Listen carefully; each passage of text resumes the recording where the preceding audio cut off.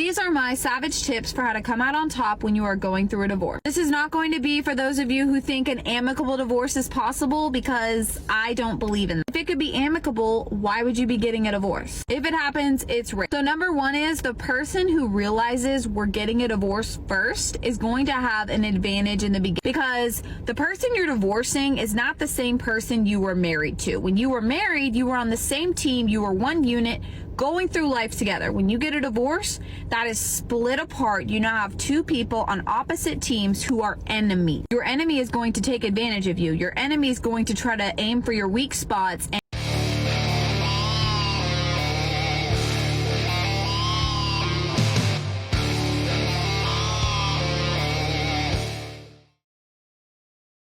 Yo, what is going on, guys? I hope you are all doing well. Got a bit of an interesting story for you guys here today. This is an article that was sent into the show. It is titled, "My Husband Got a Vasectomy and It Ruined Our Marriage." Now, guys, if you didn't know this already, a lot more men these days are choosing to get vasectomies because a lot of the times men aren't interested in the risk. A lot of these girls are faking being on birth control. Men just don't want to have children with these women anymore because, quite frankly, a lot of them don't make good mothers. There are a whole bunch of reasons why men are doing this, but it's funny, right? Because not only are men are opting out of pretty much everything right now. A lot of men are not interested in marriages. A lot of men are not interested in long-term relationships. And finally, we rock around, guys, where a lot of guys are just not interested in fatherhood either. So check out this article here, and then we're going to be jumping back into a couple TikTok videos that I have pulled up for you guys, where we're going to be talking a little bit about divorce. But check this out. It is titled, "My Husband Got a Vasectomy and It Is Ruining Our Marriage." You ever notice, guys, how like whenever a guy exercises bodily autonomy, it's like, oh crap, it's ruining everything. How could men do this? But whenever a girl says, you know what, I want to do whatever it is I want to do with my body, whether that be going out and partying or getting with a whole bunch of random dudes, nobody bats an eye about it. So let's jump into this story here, written by Jessica Mary Baumgartner, who says, "Vasectomies are on the rise. They've been seen as an easier form of birth control, especially for married couples who are done having children. But lately, they're being pushed as a way to balance A-word rights. Unfortunately, the information out there isn't as honest as it should be about the recovery or full effects of the permanent decision." You know what? I think a lot of guys, they see the side effects, they see the fact that it's, you know, there's a good chance that it's not going to be reversible, and a lot of the guys like, you know what, that's a risk I'm willing to take, okay? Because a lot of modern women, guys, nobody wants to talk about this, but a lot of women are baby trapping guys, or, you know, they're lying about who the real father of the child is, guys. I mentioned on an episode recently, okay, where I think it's over in France, where you literally can't get paternity tests. I think some guy in the comments section, shout out to you, man, I don't remember your name, he said you're not allowed to get a paternity test without the consent of the mother, because they want to hide just how bad the paternity rates are. Right, we have so many women out here committing paternity fraud, holding men's children over them, baby trapping them, where guys are like, you know what, I'm just gonna get a vasectomy. Okay, even if it's not reversible, even if there are side effects, it's a risk I'm willing to take because I do not want to have children with married women, with modern women. Which, by the way, guys, another thing to mention here is a lot of women, nobody talks about this, but a lot of women actually lie about being on birth control to the men that they're seeing. They'll say, oh yeah, you know, I'm on this, but they're not really. And you don't really have a nice way of being able to tell whether she's on things. You know, girls will fake the craziest stuff, man. It's absolutely insane. So the article says, unfortunately, I love how they're trying to discourage men from doing this, by the way. The information out there isn't as honest as it should be about the recovery or full effects of this permanent decision. I know my ex-husband has a vasectomy, and 2 other family members that I know of had the procedure done and then got reversals. The physical and mental issues I witnessed led me to further research this quote-unquote easy procedure, and the results were far more complicated than the medical industry claims. Before we get into the rest of this article, guys, I want to ask you guys a question.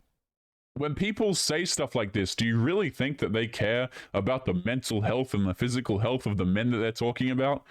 Of course not. The reason why they say, oh, you know, men just don't know the full side effects and, you know, blah, blah, blah, is not because they care about men. It's not because they care about the bodies or the mental health of men. The reason why they say this is because it takes power away from women.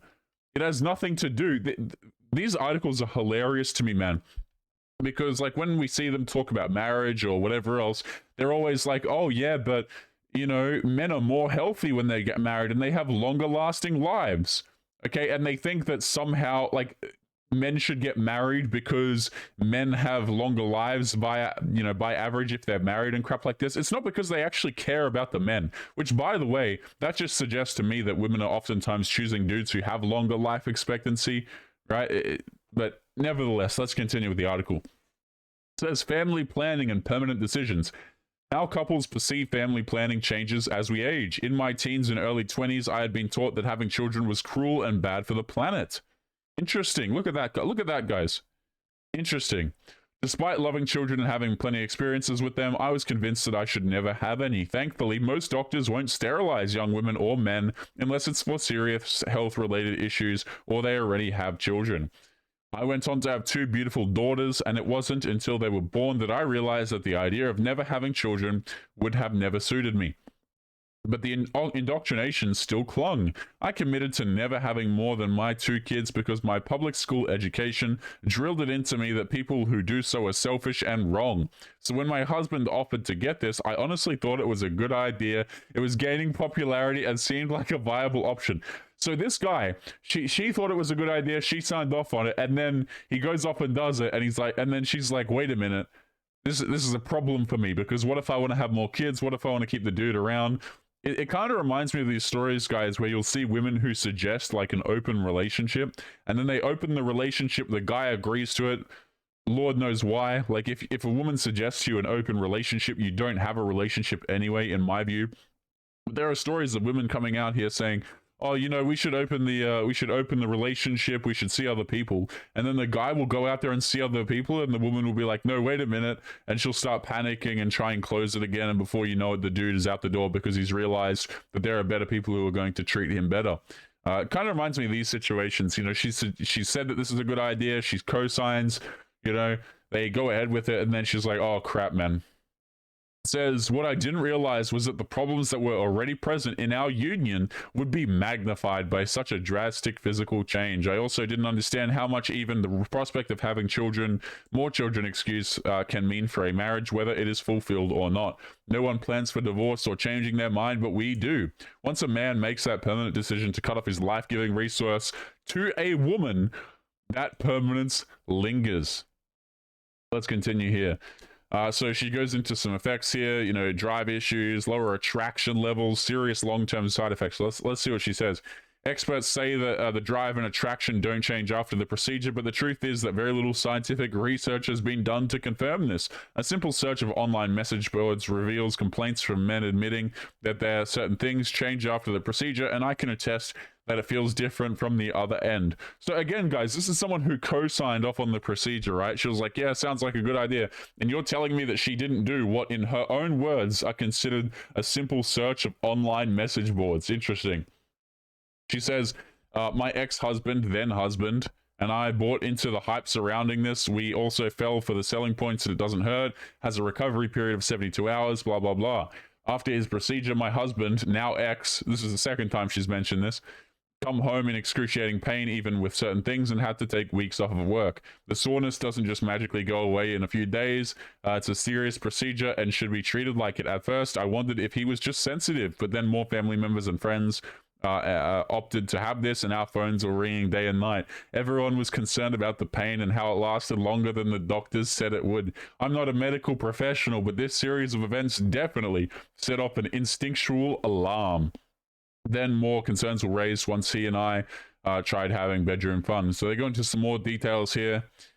You know, going back here, it says vasectomies were studied and gained popularity throughout the 1900s, and it was driven as a means to weed out the quote-unquote unwanted. In 1899, it was presented as a solution to reduce crime. In 1907, the state of Indiana introduced a bill that gave the government the power to sterilize criminals. It was meant to combat the R word, but also allowed the sterilization of inmates. termed idiot or imbecile as well. By 1909, they were being considered as a way to prevent procreation and defectives. This is where the fine line between inherent rights and government-imposed laws started to make people question the concept of medical rights. Between 1909 and 1924, over 6,000 people were forcibly sterilized, half of which resided in California. The laws were reformed in 1927, but that was also the year that Germany's Institution of Anthropology, Human Genetics, and Eugenics was established, blah, blah, blah. As we go down here, she's basically going into like all of the things that, you know, oh, it's negative, it's super bad, blah, blah, blah. She doesn't like it now. And here we get onto the reversal part. Why men change their minds, apparently. There has been very little research done to measure regret. The most recent study was conducted in the early 90s and questioned men who received the procedure in the 1980s. They were not common at the time, nor were they being promoted as if they were normal for men's health. As the rates have drastically gone up, the responses are more likely to vary, but until the scientific community studies this, they have very little to go on. Thankfully, if a man does change his mind, it can be reversed. Whether it's due to divorce or new family goals, there is a procedure that reconnects the pathways to fertility. You know, a lot of dudes are doing this, from my understanding, and they're not even in marriages or anything like that. Like, a lot of guys, from what I understand from the situation, is that men are looking at this and saying, I want to get this even though I don't have a wife. I don't have a wife, I don't have a girlfriend, but a lot of women are just straight up crazy. You know, why would I risk? Because the thing is, you as a guy, right, if you go out here and you get with some girls, whatever the case may be, you actually don't have any rights. You don't have any rights over what happens after that. A girl can take the kid, she can get rid of it. You know, she can hold it over you. She can make you pay ridiculous amounts of child support for a very long period of time. Okay, she can say that she's on things when she actually isn't. And a lot of guys are looking at these things and going, man, I'm not even married, but the risk doesn't seem worth it, so I'm going to get this. And that's just the decision that I'm going to make with my life. And of course, guys, like, again, articles like this are framed in such a way like they give a crap about men, but call it the cynic in me, guys. I never really believe it when people's reasonings are like, yeah, it just so happens to negatively affect me, but I disagree with it now because I see the negative effects on men. It's like, bro, you honestly don't care, and if you did, you would have done this research a long time ago, came to the conclusion first, but instead, it's all retrospective when you realize that you don't win in the end. It says, I have two family members who openly discussed their reversals with me. The first was older and trying to get pregnant with a partner who had experienced these issues beforehand. He already had 2 teenage children when deciding to try with his new wife after a divorce and remarriage. Because of her fertility issues, even after the reversal, the stress became too much and eventually they gave up. And obviously now they're highlighting that the success rates of reversal range from 30 to 90%. Which, again, this is something that is highlighted to men, from my understanding, when they go through this procedure anyway. A lot of guys just look at this and go, yep, that's a risk I'm willing to take. I don't want to risk having children with these modern women. But guys, speaking of modern women, okay, I showed you guys a bit of this clip at the start of today's episode, where this woman is basically saying, you know, here's how you dominate a guy in divorce, and she has this whole video, and to be honest, it gives me a headache. This one, however, is far funnier. So we have this is the same woman, by the way. So here's the car rant video. They always have car rant videos, man. And this is her in her room. Now, this one is so much funnier because she's going to be telling us. So she's obviously divorced. I know, right, guys? Shocker. Absolutely surprising.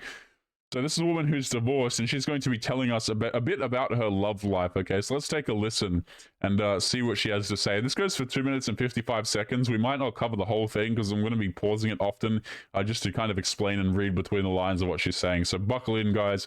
As always, remember to leave your thoughts and your comments, and let's take a listen. Get ready with me for date night with my boyfriend. Unfortunately, it is incumbent upon me to tell you that this is my first date to ever go on where a man has made dinner reservations. This is a woman going into her 30s, by the way. Now, yes, there are less dudes who are willing to go out on dates, and yes, there are less dudes who are willing to take you seriously. But when girls get to 28 or going into their 30s and they say things like, I've never had a serious relationship, or I've had bad luck with relationships, or men are the problem, and all of this kind of crap, guys, it's just a huge red flag, because she could have had a dude that would have had dinner reservations with her and planned these things. It always tells you a lot about a woman, guys, when she explains how much commitment that she's previously been able to get from a man. Because if she hasn't been able to get commitment from a man, that says more about her than it does, the men that she's selecting. That's sad because not only am I 28 years old, I was married for 6 years. The only thing that makes this okay is that I'm moving up in life. I'm doing better. I'm having higher standards. Having higher standards now that she's reached the age of 28. So this is a woman who got married when she was 22, right? Married for 6 years. Now she's 28. At least I'm going to assume, or maybe she was married a little bit earlier than that, 20, 21.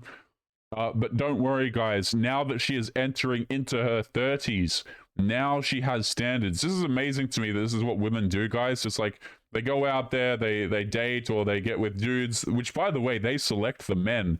And, you know, they don't get the dinner dates that they want. They don't get the chivalry, but they stay there, you know? Have you guys ever sat down and you ask women about their previous dating history and you're like, man, how long were you with your last boyfriend for? And she'll say like the duration, but then she'll go on to list how he's a terrible human being. You ever thought to yourself, guys, like, why do the women stay there? Or why do women select these men and then they complain when they reach 30? It's absolutely hilarious to me. I saw a makeup influencer on this app saying that this palette is trash and everyone should throw it away. But unfortunately, she didn't offer a solution for what we should replace it with. So I guess I'm going to keep you. So recently someone asked me about triggers with like going from an abusive relationship to a healthy one. And I was like, yeah, it's fun because like I'm a year and a half out of being in an abusive relationship. And there's that A word again, guys. You know, I'm sorry, but whenever I hear this from women, I just straight up don't believe it anymore. Because there have been too many situations where girls would get out of a relationship with a guy who's good, you know, a good, honest man, a guy who's been working for them, trying to provide for them, who cares for her, who loves her. She'll get out of the relationship and then she'll accuse him of being the A word. She'll, you know, accuse him of being a narcissist or that he did terrible things to her. And oftentimes when you actually talk to the men, you realize that that's not the case at all. And she's making it all up because she cheated on him or she did something awful, you know? So I'm sorry, but I don't buy this crap of like, oh yeah, my ex-boyfriend, he was the A word. He treated me terribly. Number one, I don't believe you until you have proof. Okay, and you can thank people like Amber Turd for these types of situations where you have women coming out here and lying about these things, you know? But it's just super funny to me, guys, how like, you know, girl will get to 28 years of age and try and lie to people, or try and insist at least that all of her past relationships were terrible and she's just had bad luck. No, you chose the men, and oftentimes these women are lying about the men that they chose. Let's continue. And I discover new triggers all the time. And today I discovered a new one. My neck has looked red like this for days now, and I do not know why, so please ignore it. By the way, that same influencer said that this product is trash, but also did not provide a solution that is not trash, so still gonna use it. Anyway, so about the trigger, I'm not gonna get into like the whole story of how it came about because it's long and drawn out, but basically people making comments about what I wear. Like specifically, obviously negative comment. Now there's a history there. I was raised in a conservative Christian home, very, very, very strict dress code growing up, went to a private school, also very strict dress code, got in trouble constantly. Then I decided to marry a guy who literally, number one, wouldn't leave the house if he didn't like what I was wearing. And number two, if I did something that upset him while we were out and I was wearing something, he would take that article of clothing, cut it up into pieces with scissors, and then hide it in our house for me to find. I know it sounds... So let me get this straight. It's amazing to me, guys, how girls will be like, yeah, you know, I got with this guy and he did all these terrible things and he was controlling and he was awful, which usually just means, by the way, that he saw that you were trying to go out and get attention from random dudes and he didn't like it. But you sit there and you say, man, he's such an awful, evil person. He did all these things to try and control me. But let's go back to the start of what she said. You chose that man. You knew from the start that he wasn't comfortable with you wearing certain things. And what do? You get on TikTok, you have a 6-year relationship with the guy, you get married to the guy, and then you complain about the behavior that, from what we understand, was present from the very beginning. No accountability whatsoever. Absolutely no accountability. It's insane, guys. Sounds like I'm making that up, but I'm 100% being for real with you. And today marks the day that I realized that really contributes to how difficult I find it to get dressed sometimes. Not always, like, and I know everyone has that problem in some ways, like, oh, what do I wear? But like, sometimes I get like like on the verge of a panic attack, trying to decide what to wear. Anyways, I'm really excited. Can you guys imagine, right? You get into a relationship with a woman. This is, again, someone who started off this video by saying that she's just now going to a date, okay? You get into a relationship with a woman, and everything's triggering her about her past ex, her past boyfriend, her past husband, whatever the case may be. Like, you're the new guy that's entered into her life. You know, you're lucky number 37, right? And you come in, and she's like having anxiety attacks because she's stressed about what she's going to wear because of her ex-boyfriend. It's like a lot of these girls, guys, they're just straight up damaged goods. They're straight up a waste of time. They're not worth investing in. And, you know, they just have absolutely no accountability for the men that they choose. If you want a guy who's going to let you wear whatever, go out and find him. Go choose that guy instead. Don't marry the guy who doesn't like you wearing these things and then come back and complain about it on TikTok like you are the victim. But guys, we're going to be leaving today's episode there. I'm going to be having a bit of an aneurysm, so I'm going to fix that. I'm going to head off to the gym. As always, guys, make sure to leave your thoughts and your comments. What do you guys think about dudes, you know, not being interested in having families anymore? To be honest, guys, I've seen it more and more these days, right? Because there used to be a time back in society where, you know, young men in particular, they would have families quite young. They would be providing and caring for their families. And we've actually reached a point in society right now where dudes, a lot of dudes like, you know what? It isn't worth the risk. It isn't worth the pain. A lot of these women are just going to come out here, cheat on you anyway, treat you terribly. So guys are getting vasectomies and they're just like, hey, I'm just going to have my fun and to hell with the women. What do you guys think about the whole situation? Let us know in the comments. And as always, guys, make sure that you take care of yourselves, and I'll be seeing you all in the next episode. Peace.